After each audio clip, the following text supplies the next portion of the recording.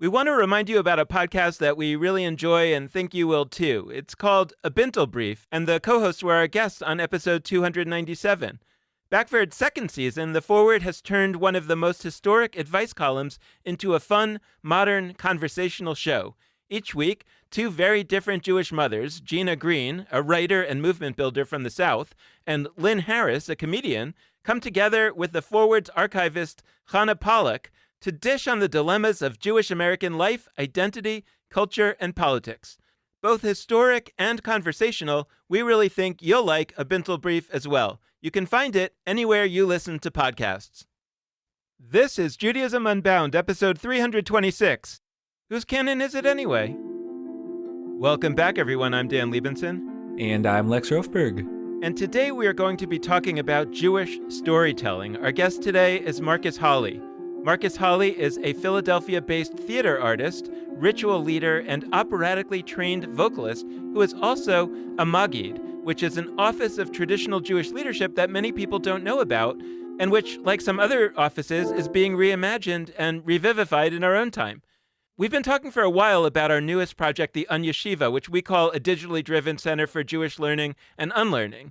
Marques Hollie is going to be teaching one of our short Unyeshiva classes, and it's starting in just over a week. So we wanted to have them on the podcast to talk about the class and to talk about the whole idea of Jewish storytelling and why we think it's so central to what we're trying to have as part of the learning and thinking about Judaism as part of the Unyeshiva.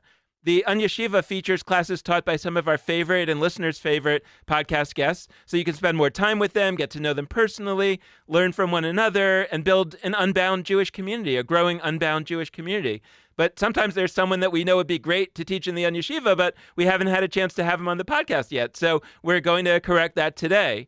Marques Hollie is our guest on this week's episode of Judaism Unbound, and they're going to be starting to teach in just over a week. Marques Hollie's Unyeshiva class, like the title of this episode, is called Whose Canon Is It Anyway? An exploration of Jewish storytelling, is 3 weeks of deep unraveling and rebuilding the canon of tales that have defined our understanding of what it is to be Jewish for millennia. So if you love this conversation as we do, you can just go ahead and sign up for the full class at judaismunbound.com/classes. And our two other Unyeshiva classes, one with Abby Stein on gender and Jewish mysticism, and one with Sean Lisha on Karaite Judaism, start in just a few days, even before Marques Hollie's class. So if you want to sign up for those, you might want to head over to our website right now, take a break from this podcast, go sign up for those classes, and then come back to listen to this wonderful conversation. So a few more words of introduction for our guest today. As Marques Hollie tells the story, he began his professional singing career about a decade and a half ago, and after a particularly meaningful Passover Seder, began exploring their identities as a queer, Black, and Jewish person artistically. This exploration led to the creation of nigunim and original music, new interpretations of Torah and liturgy, and an original theater piece called Go Down Moshe. Marques Hollie's work has been developed, recognized, and presented by organizations including the 14th Street Y, the Union for Reform Judaism, and the New York Jewish Week. As a ritual leader, Marques Hollie has facilitated spiritual experiences for communities across North America, including Havurah Shir Chadash, Jews in All Hues, and Lab Shul. Marques Hollie received ordination as a Maggid under the tutelage of Devorah Zaslow, who is a Maggidah, and David Zaslow, who is a rabbi. We are so excited to welcome them to the podcast and to the Unyeshiva faculty. So Marques Hollie, welcome to Judaism Unbound. It's so great to have you. Thanks, Dan. It's really good to be here with y'all. Well, we were interested in starting and talking about the office of the Maggid, or the storyteller. There are a lot of offices that we talk about on this show, well, specifically the office of the rabbi, that we talk about as potentially needing a reimagination or perhaps needing something to come into place of that office. I'm wondering about the office of the Maggid. Can you tell us a little bit about what that has been in the past and what it means to be that today? Yeah, absolutely. So historically, as I've always understood it, the Maggid was mostly like a 17th and 18th century sort of figure where you'd have your rabbi who was very preoccupied with like the legal bits, and you'd have these Maggidim tellers who were sort of responsible, for lack of a better word, for sort of the spiritual health of a community. So you would have your Maggid who would deliver a Devar Torah, a sermon on Shabbat morning, or who might tell a story to sort of help people understand what's happening in the Torah that particular week. And one of the interesting features, I think, of sort of the Maggid historically was that the idea is that they would travel. We would travel. If you like Google Maggid, I think in either the dictionary or Wikipedia, one of those kind of websites, Maggidim are described as itinerant preachers, going from place to place to place to place to preach some sort of word to the people there who need it. And that's sort of how it started. And there's been this resurgence of this idea of sacred storytelling in the last few decades. There's been people are starting to pour sort of resources into this idea that, okay, we have rabbis and we have cantors, but maybe we need other stuff. Maybe there are other gaps that need to be bridged. Maybe there are roles in communal life that need to be filled that are not these two dominant ideas. So we enter the Maggid. So my background is very in theater. I went to school to study opera. I did that professionally for 12 to 13-ish years. I still do it from time to time. So I'm very involved I've always been very involved in performance and sort of what we can learn from that. And so when I'd first heard about the Maggid as an idea, I was like, oh, okay, a sacred storyteller, a storyteller with like a purpose. What's that all about?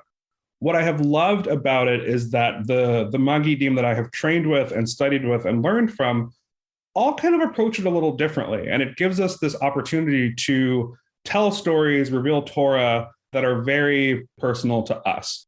For example, in the program that I was in, we were writing, Divrei Torah, we're writing sermons for the various Torah portions, the Parshiot. I don't remember the name of the Parsha offhand, but it's this introduction of Jacob and Esau, right?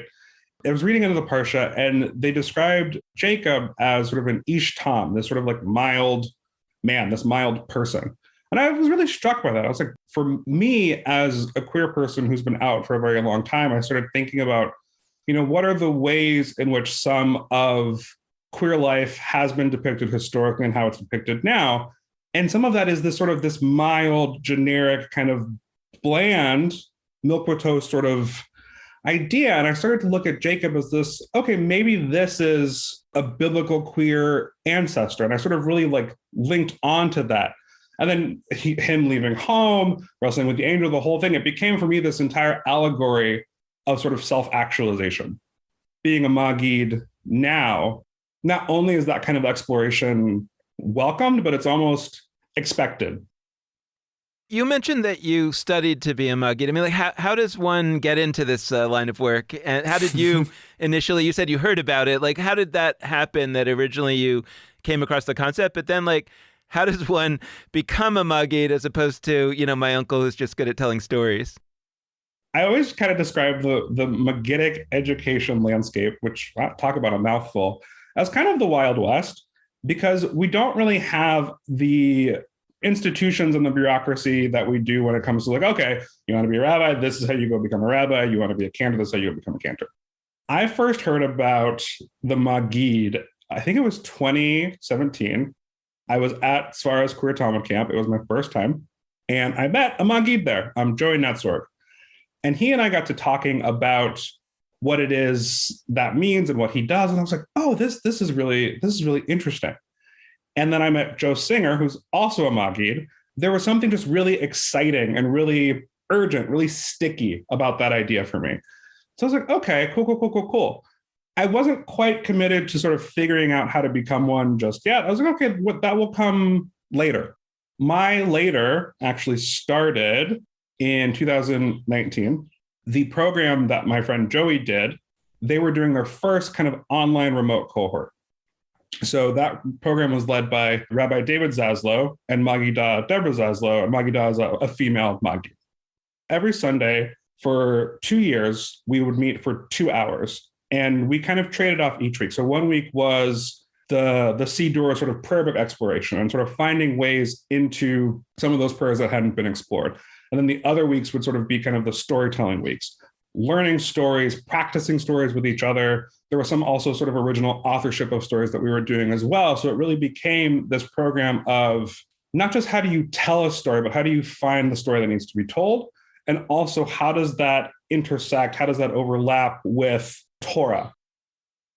My first experience of hearing the phrase Maggid, well, first off, there are those historical figures that are called Maggid, and I had heard like the Maggid of Mezrich, who was one of the early Hasidic teachers. That's like what he went by, and he was one of the first students of the Baal Shem Tov, of like the founder of Hasidism, and for that reason and other reasons, you've alluded to this, but like Maggid, I think it's fair to say it's like a role associated specifically with like Hasidic tradition. I'm interested if your vision for it is that it would be beyond that, by the way, but that's not exactly what my question is now. What I first heard about Maggid was I was in a class through Aleph, through this rabbinical seminary I was in, and one of my teachers, I'm going to say his name, Victor Gross, he was talking about his son. And so Reb Zalman, the founder of Jewish Renewal, actually like worked with him, and he taught him a bunch of Hasidic stories. And he like gave him a whole like Rolodex of stories that he needed to know. And then he said, okay, get to know these stories really well. We're going to meet soon. And I'm going to ask you to tell me 10 of these stories from this list. And if you do, like, I'll ordain you as a Maggid. And so he preps. And of course, Reb Zalman specifically asks him 10 stories that were not on that list, but they had talked about. And, you know, he passes. And that story is interesting to me mostly because Reb Zalman's assumption was that there was a certain specific set of stories that one needed to know in order to be a Maggid. I don't know that that's fully his assumption, but at least as a starting point, he was like, there are these Hasidic stories, and to be a Maggid is to be familiar with those stories. Would he say never tell other stories? My guess is he would not say that. But still, it was kind of this notion of there are the stories already, and then you transmit them with some creativity, with some flair, but you transmit them. And the sense I get is that's not exactly what you're saying. You don't seem to be suggesting that there are like some finite number of stories that Maggids know in the way that there are a finite number of Torah portions or in the way that there are a finite number of pages of the Talmud. But I'm curious to hear from you, like, is it that one familiarizes with an existing set of Jewish stories, especially Hasidic ones, and then tells them creatively? Or is it about the art of storytelling beyond that? For me, it's sort of yes and. I don't know if I would say a hard requirement necessarily, but I do think that there is value in sort of familiarizing oneself with, okay, like this is the landscape of stories that we have, whether those are Hasidic stories or sort of stories in the Talmud, or even sort of taking stories out of the Torah and sort of like polishing them and finessing them in a different way. I think there's definitely value in that, and that's definitely part of it. And on the flip side of that, there's this idea of, let's say this Hasidic story has been around for a few generations now. What is there to learn from it? And how do we want to approach that story in a way that perhaps the people of 2022, is that the year we're in, can sort of glean something from it? And so an example I have of that is sort of a program that I worked on before starting the Maggid program. So when I was still living in New York, I was a fellow at the 14th Street Y, and they have a fellowship called LAVA, which is a laboratory for Jewish arts and culture. And the idea is that they have 10 to 12 fellows each year who commit to monthly tech studies and then producing a piece of work around the theme of the year. So the year that I did it, our theme was life and death. And a story that has been sort of sitting in my bones as a queer Black Jewish person living in the United States is, what are other ways to understand Passover and the Exodus narrative, holding those identities in one place? For my sort of showcase, I put together an excerpt of a show that I've been calling Go Down Moshe. It takes the narrative of deliverance that we're very familiar with, but reinterprets it, reimagines it using Negro spirituals, the narratives of formerly enslaved people, as well as civil rights era music. Because what does deliverance mean to someone like me living now with these legacies in my body? And when I was actually interviewing for my program, the Maggid program that I did, when they Googled me, they actually found this show. And they're like, can you tell us a little bit about that? And I told them about it. And they're like, yeah, this is the kind of stuff a Maggid does. So yes, what's out here now? What can we be familiar with? And what's missing? Either from that canon of stories itself, like what needs to be created, or what's missing in the perspectives to make them relevant and vital and important to folks in our current time. One of the things that struck me over the years is this kind of thought experiment that what if it turns out that human beings learn best, but I would almost say only from storytelling. That there's something about who we are that we're actually hardwired to learn through storytelling and more or less through nothing else. That, yeah, you can learn certain things from a textbook and facts and figures, but it's hard to hold that in memory and it's hard to really manipulate that. And unless you're like a very unique person, and there are some, in a way, I'm saying like I worry that our Jewish world is set up to mostly have people who do not teach through storytelling or who are not trained in it or very good at it. And they're the ones that are in charge of the spaces where people show up. And so people walk away not really grasping much, not being able to hold on to what they've been given.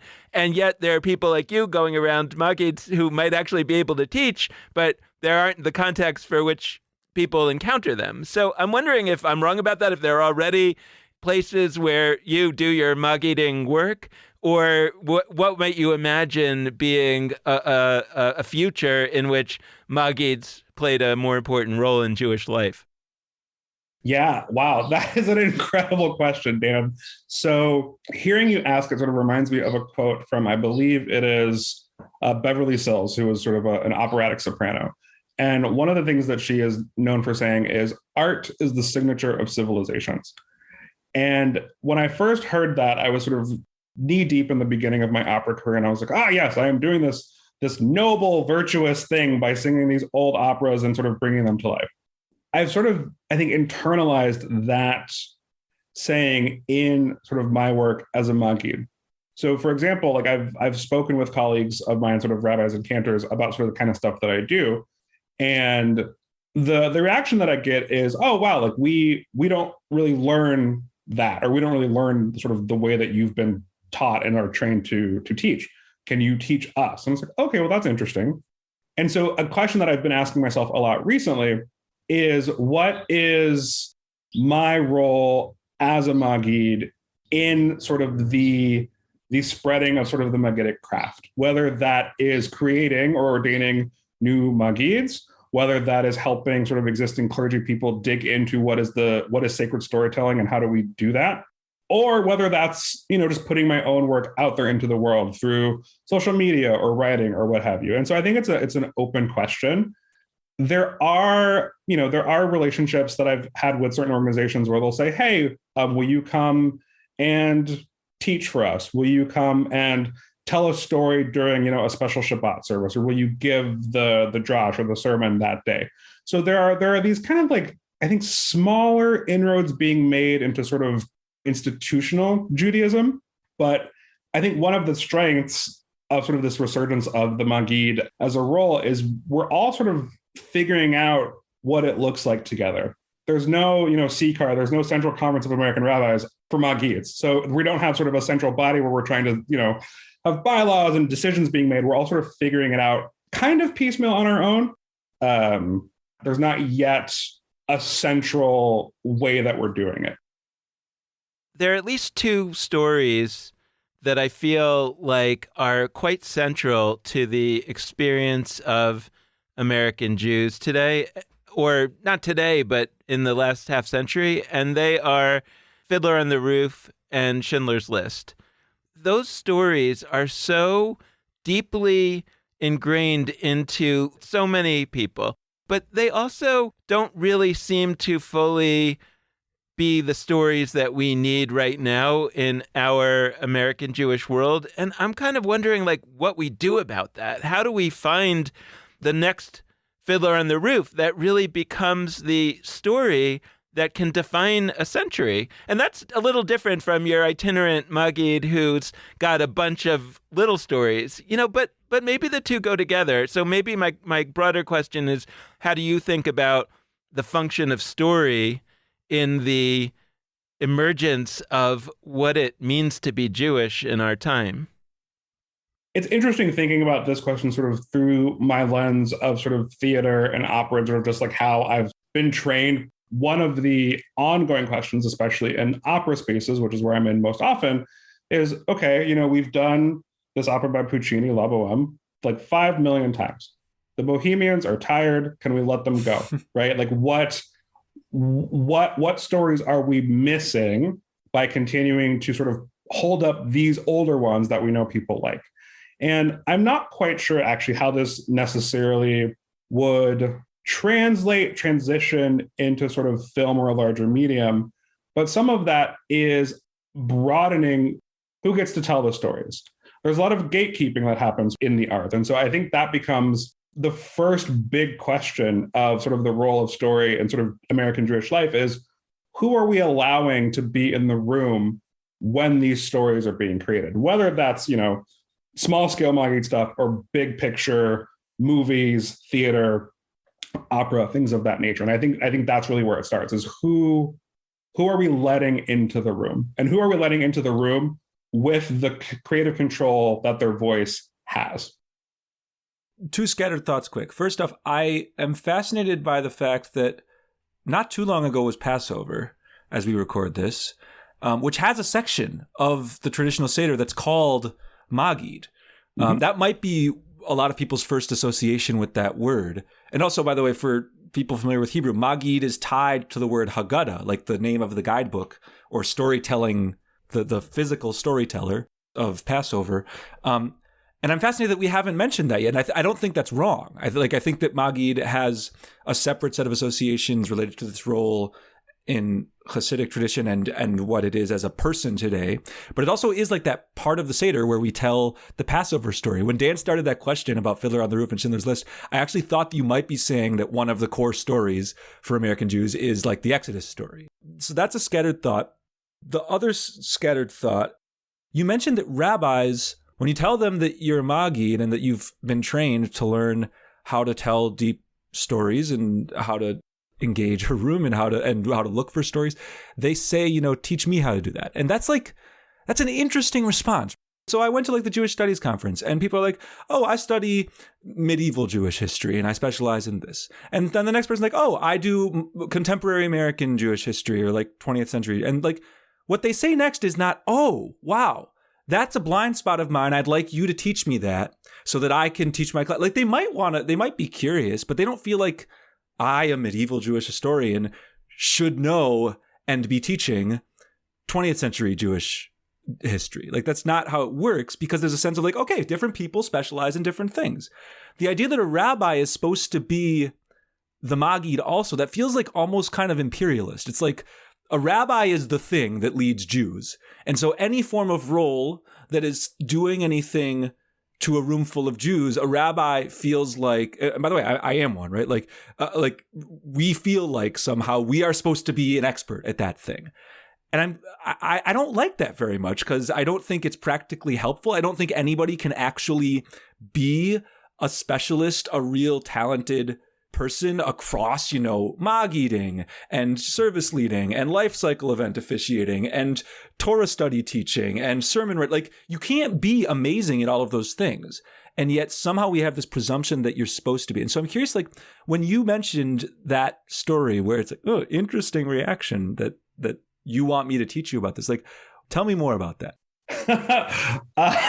Well, so the few times it's come up, my first thought, and this is said with no shade, zero shade is here. It's okay, well, what are you doing in those 4 to 5 years then? What's the rest of it, right? Because I think for me, I think of storytelling as such a fundamental part of just human existence that it seems like there would be, I don't know, a unit, a class, a workshop, a something that introduces those ideas. When people tell me this, I think what they're sort of getting down to is delivering a sermon, delivering a drash in a way that people want to hear it and will take something away from it. Not just sort of, oh, this is the thing that I wrote and I'm going to read it, but really delivering in a way that hits people in their heart and their mind and their body and their soul, that they go away with some nugget of wisdom, some nugget of realization that they didn't have before. Which I think kind of gets into, I think something you said towards the beginning, Lex, this idea of performing is not a bad thing. And I'm not saying that every rabbi or every cantor should do a little jig when they are sort of giving a drash. That's not what I'm saying. But there has to be a connection between the person who's in front of the community, who's in front of the congregation, whatever that might look like, and to the words that they are speaking or saying. In my program, one of the things that Rabbi Zaslow didn't want us to do was actually like just read a drash. He didn't want us to just read them, like, internalize it, maybe make some notes, but don't read it. There's this relationship between reading something and then delivering the words of Torah that you've written. And I think that's really what folks are asking me to teach them how to do when this comes up. I'm not sure that they shouldn't do a little jig. I mean, I think it would probably be a lot more effective if they did. I was once at a mega church that I was researching, and at the sermon, whatever you want to call it, they literally brought out, it was about like Jesus is knocking at your door, and they literally brought out a door. Like they wheeled out a piece of stage scenery, that was a door that came out onto the stage, and the preacher was literally knocking on that door. And I remember this 15 years later. It was so effective. And so I think that the question of like, what are they teaching is a really interesting one. I thought you were going to go somewhere else when you said, these rabbis are all coming to you and saying, teach me what you do. It's like, a good magician doesn't reveal his tricks. Like, you should invite me to Magid at your synagogue, but I'm not teaching you my secrets. But that actually leads me to a question about what you are going to be teaching in your yeshiva class, because on the one hand, we don't want anybody, for all kinds of reasons, to be under any illusions that they're going to come out of a 3-session class and they're going to be a Magid, because it's a much more serious endeavor than that, and nobody should imagine that. But I would imagine that there are certain techniques, there are certain things that make a story told well. And I'm curious if that's some of what your class is going to be about, or what is your imagination that you would like to be able to get out there for regular Jews who can encounter this tradition for the first time? Absolutely. And I'm actually going to have to sort of remember that the next time sort of a clergy person asks me this question, be like, oh, like, let me come to your community. We'll work it out. I'll say, or later, pay me. Exactly. I'll come, pay me. Thank you. So for the class, one of I think the big thing that I'm experimenting with is sort of this question that I mentioned a little bit earlier about, what is my role in the Megiddic education landscape? And I'm actually really excited about this class because I think it's sort of my first opportunity to sort of start to not formalize it, but to try a couple of different formats. And so my sort of thesis idea for this class is finding ourselves in these stories that we either hear or that we're telling.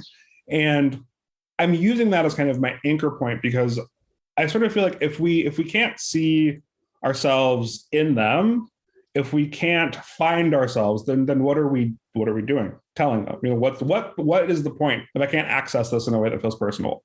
So we'll be using some techniques, some exercises, some things that I'm still sort of working out to do that. So I'm planning to tell a few stories, of course, during the course itself. Like, okay, here's the story that I'm telling you. Now compare with the story that I just told you with maybe this text, for example. And maybe that text is like 2 paragraphs long, but I've just told you an 8-minute story that somehow also involves the queer sports league that I play with in Philadelphia, right? And sort of starting to marry these concepts together of putting ourselves into these stories, because there's this idea that in theater, we talk about this a lot, that representation matters, that visibility matters.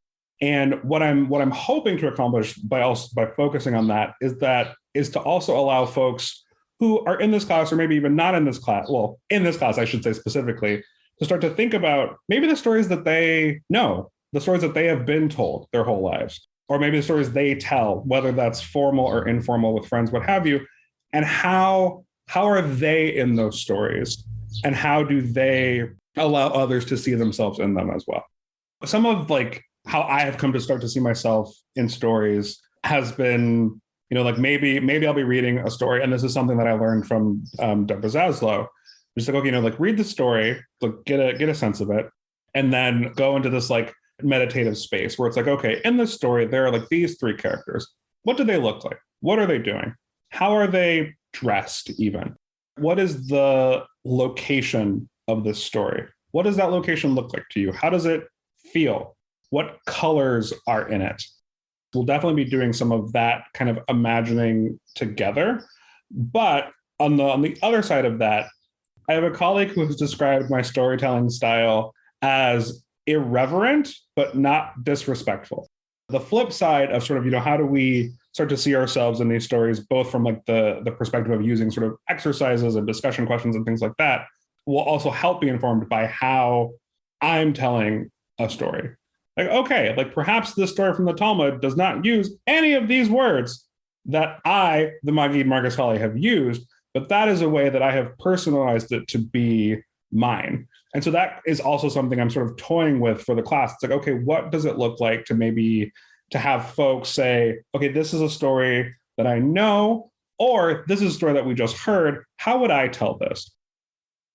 I'm thinking back to what you were saying about being in the opera world and thinking about La Boheme as being kind of, maybe we've done it enough times.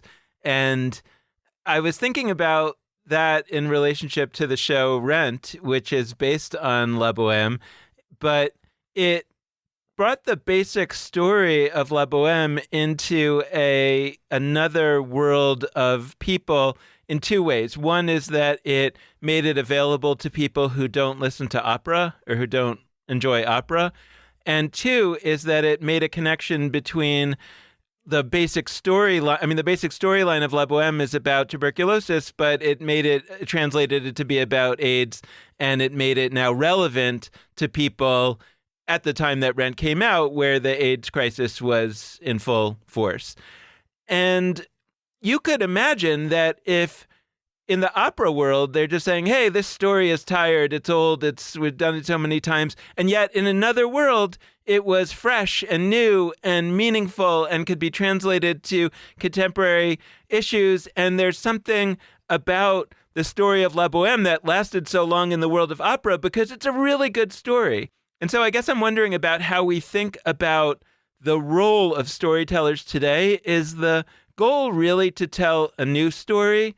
Or is the goal somehow to understand in the deepest possible way what stories work? And I guess I'm wondering in some way whether new stories, are there new stories in the world? Are there new stories that work really, really well?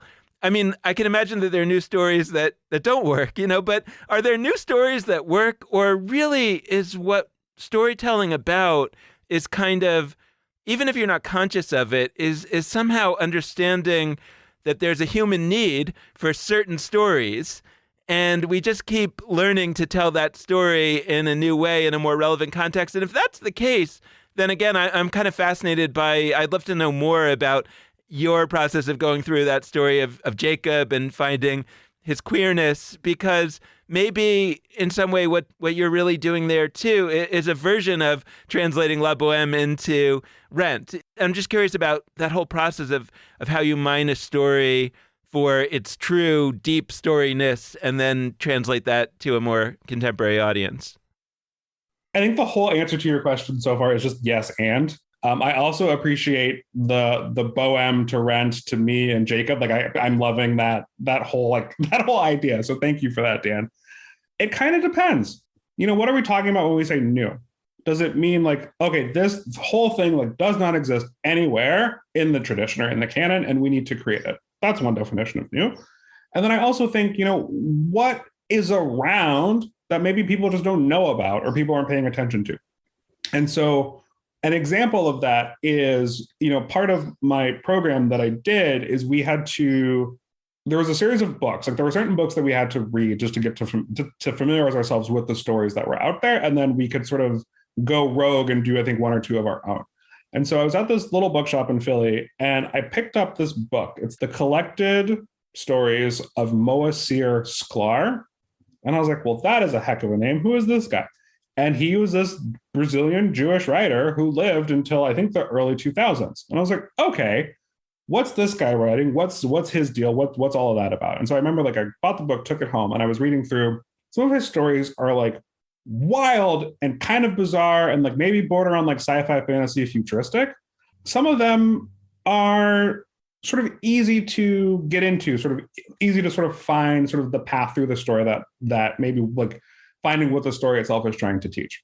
And so one of the stories that I learned of his is actually about the angel of death and how this man who owns a business bamboozled the angel of death, right?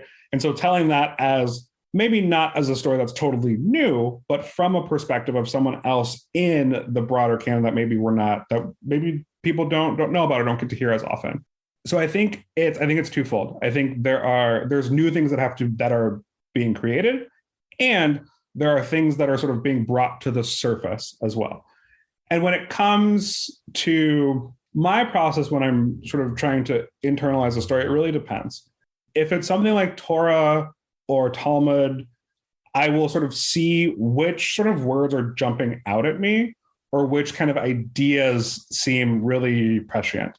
So like with the Jacob example, like Ishtam, I like latched onto that. I was like, okay, there's something here. I don't know what it is yet, but this is jumping out at me.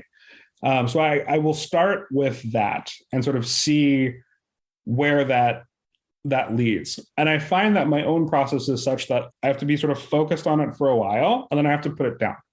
Maybe that means sort of going about the rest of my day, going on a walk or whatever. And when I'm not actively thinking about it, then there is some sort of background processing that happens. And it's like, oh, here are a couple other avenues to explore. Because sometimes you'll read something and it's like, okay, like this is nice. Do I care? Or this is nice. Do I want to take the time to internalize this story and find the message in it for a particular moment? And the answer is sometimes no. It's really about leaving space to discover what might be there.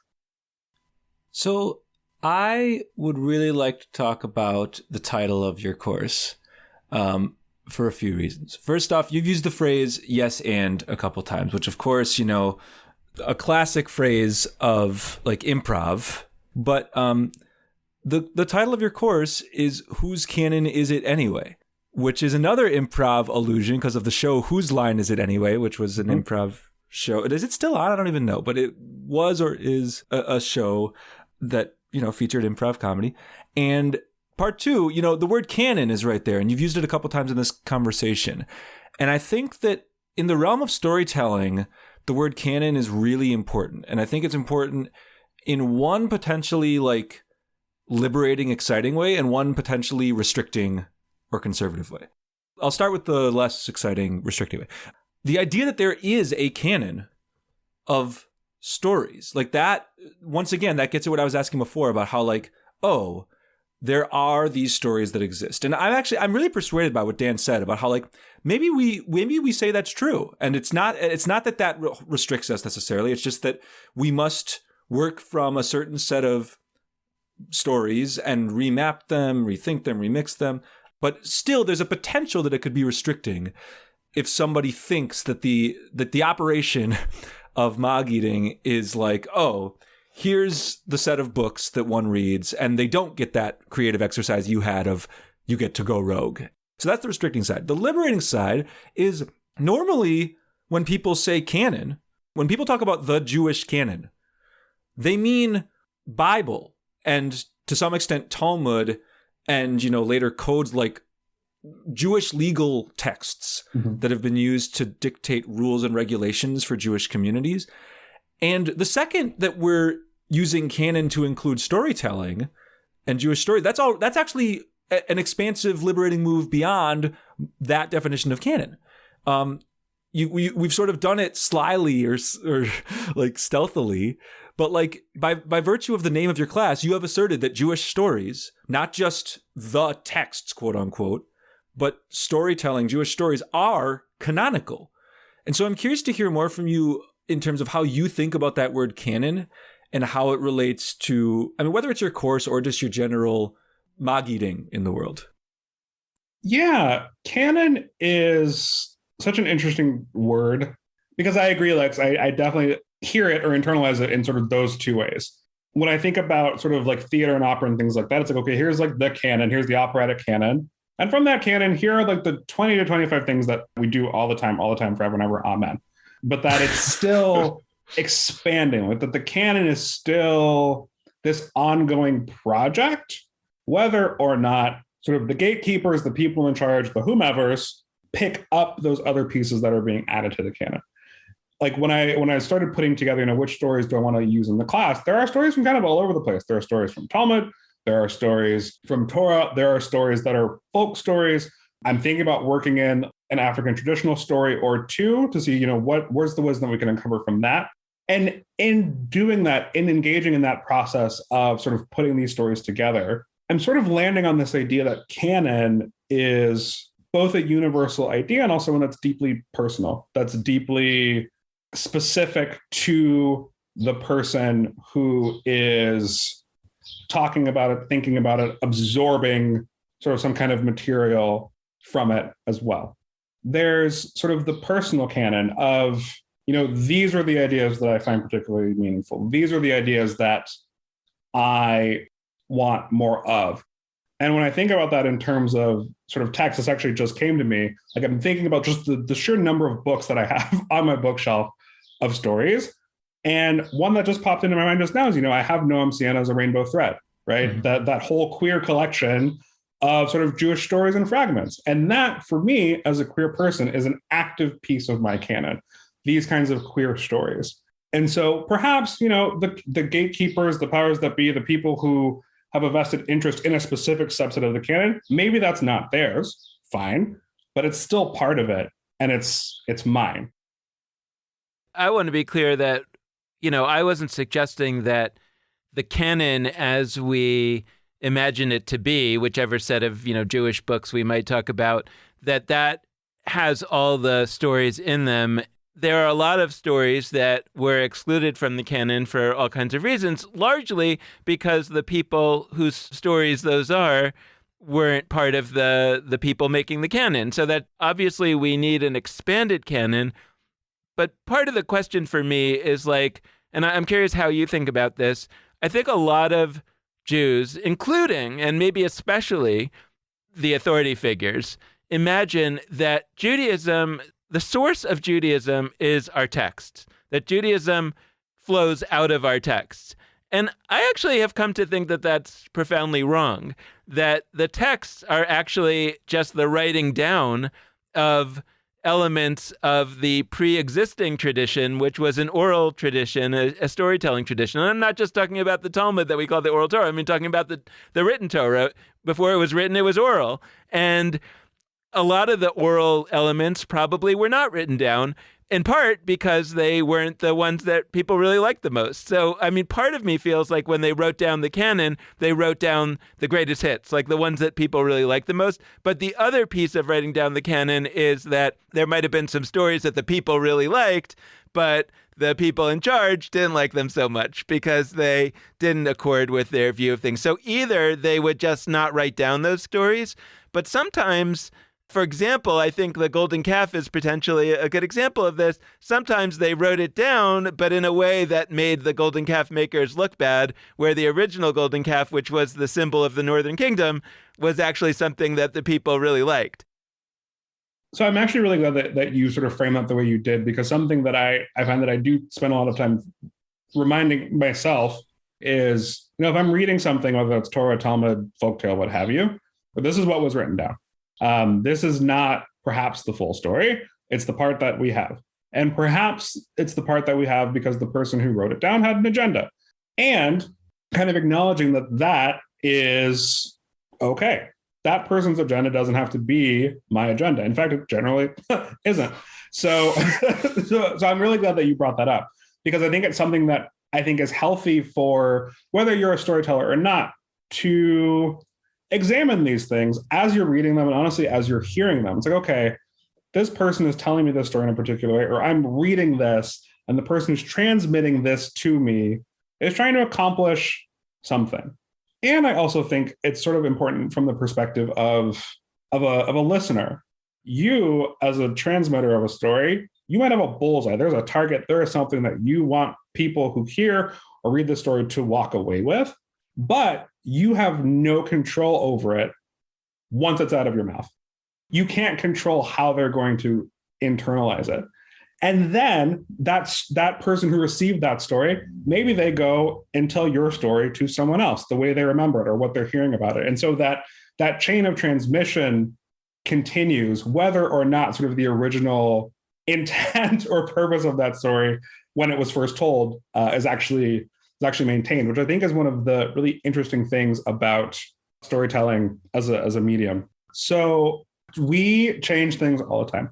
And sometimes it's changing something because, well, we want to experiment with something else. Sometimes it's adding details that need to be there in order to transmit an idea to an audience. And sometimes that change is, in fact, mashing two different stories together. For example, there is a story in the Midrash, which I will define, as I heard a million years ago at a Shabbat service, as sort of rabbinic fan fiction. But there is this story that talks about why the second letter of the alphabet, bet, is actually what starts the Torah as opposed to the Aleph. And it's this whole story that I've actually just been referring to as the Aleph's revenge, because the upshot is that the Aleph is actually pretty pissed about this and is like yelling at God for generations upon generations of like, why did you not choose me? And so when I learned that story, it's like, okay, I want to actually like flesh this out and add, some stuff to it to have like a whole scene. I was reading a story that is like a take on that one, which included a kind of, I sort of threw in sort of what I'm calling like an alphabet or an alphabet kind of pageant, where each of the letters goes before God and is like, this is why you should choose me. And so sometimes it's that, it's putting things together. Sometimes it's taking things out. Sometimes it's tweaking minor details. There's a story, I don't tell it, but I've heard it told about, that's often told as a boy with a flute and it's Yom Kippur, and he sort of sneaks his flute into the synagogue and his parents are mortified because he just wants to play his flute. The upshot of the story is that the rabbi is like, oh, like these are your prayers with your flute. This is not, a disruption. But I heard that story told once where instead of a little boy, it was a little girl. And instead of playing a flute, I think it was, she wanted to be outside and pick the flowers because that's where her prayers were. And sort of thinking about just those little details and kind of the worlds that they open up for people, I think are really important when it comes to, how we conceive of canon. At the same time, I think there's a line, right? It's not a hard line. I think it's a really, really fine line where it's like, okay, am I shifting this too much? Am I shifting this not enough? So it really depends on the story itself, but I think changing it for the sake of, I would say, clarity and sort of in the various kinds of clarity that we all need, I think is something that's really kind of fundamental to this work. Are there any stories that you have found that either are older stories that you discovered or stories that you created that people who don't participate in typical mainstream Jewish life, that they especially respond to, that get excited about? There's one in particular that I'm thinking of, and it was actually the first story that I learned and have told.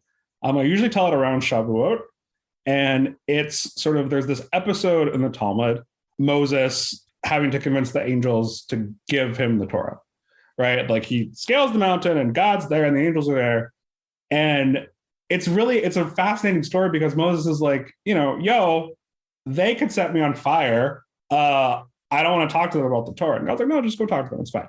And it becomes this whole kind of almost a buddy comedy where it's like God and Moses are like, team working the angels to get the Torah to come and bring down to sort of the rest of us. What's been sort of fun about telling that story in particular to folks sort of across, various levels of observance and participation in Jewish life is that it adds some color to how we understand, the revelation at Sinai. But at the same time, it also allows me to kind of really dig into some of those ideas as well. Like, okay, like Moses climbing a mountain, cool. Who's there when he gets there? Cool. We've got a couple of angels. If you know what those look like, that's terrifying. And then there's God. And here's Moses, who doesn't want to be the leader of the Jewish people. He doesn't want to do any of this. And now he's faced with this insurmountable challenge with all of these divine beings as if this is just like a normal Tuesday. I think that story, as fantastical as it is, also allows a sense of personalization. I've been through tough stuff. Maybe I didn't have to climb a whole mountain and then talk to God and a bunch of angels to get the Torah, but I've also been through things that are difficult, things that are tough, things that I thought might end me, things that were dangerous to me, and have persevered. And there are just so many applications of like that story and sort of other stories like it that I really do love to tell, because in addition to being part of coming from the Talmud in particular, I think there's a certain weight that sort of is associated with that. And so knowing that this kind of story exists in that part of our tradition allows people across lines of practice, lines of participation to get something out of. And maybe what they're getting out of is something deeply, deeply spiritual on how they reveal Torah in the world, maybe. Or maybe it's that, Moses has been through some stuff. I have been through some stuff, and it's okay. There's enough going on that there are lots of, I think, really powerful meanings that people can derive from it. So just to close, I wanted to return really briefly to something you said quickly about how there might just be a need for roles that aren't rabbi and cantor. And Maggid, I think you said enter Maggid. Maggid is one such role. I want to give a shout out. We've had a couple episodes in the past where we spoke with folks from Kohenet about how Kohenet is another role that is seeking to do a similar thing. Find something with some real Jewish precedent. Kohenet is not necessarily a new idea, but imbue it with a contemporary context and with contemporary ideas. Why do we need other roles? That's my closing. Like, what do we gain by having a diversity of Jewish leadership roles around that are not just rabbi and cantor? And what is it about our world generally, forgetting just Jews, but also about Jewish life in particular, that is better and would be better if Maggiding became recognized as one of those roles more concretely than it already is?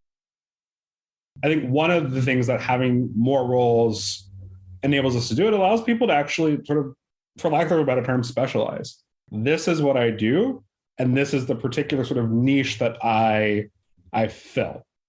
Related to that, although sort of a different idea, is that I think it allows people to see, there are more possibilities than being a rabbi or a cantor. I can be a Maggid or a Kohenet, and I'm sure that there are other things that I'm not thinking of that kind of fit into this list. But I think it opens up how people potentially see themselves and what roles that they might fill.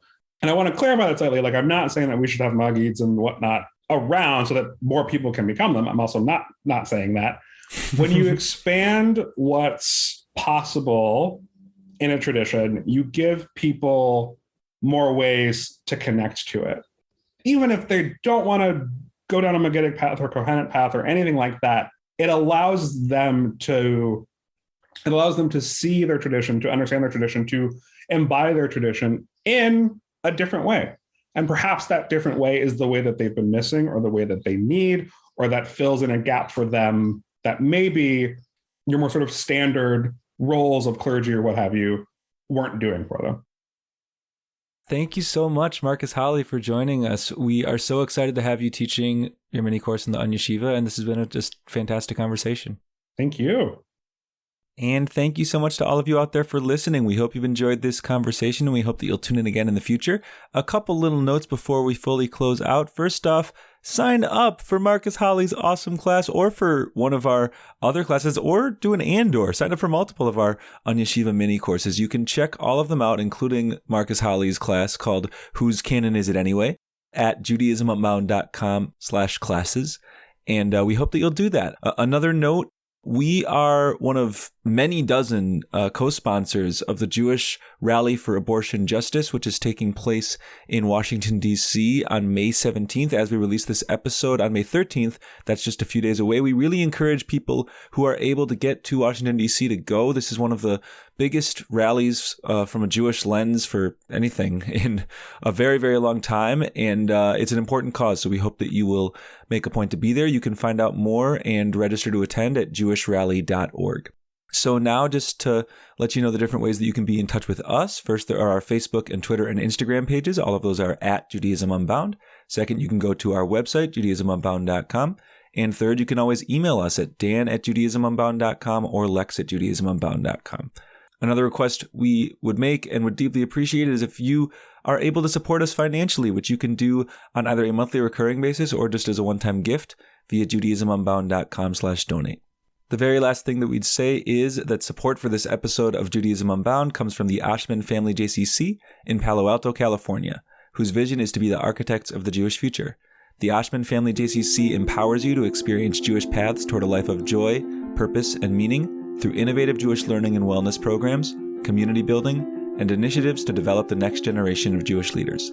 Learn more at www.paloaltojcc.org. So thank you so much for listening, and with that, this has been Judaism Unbound.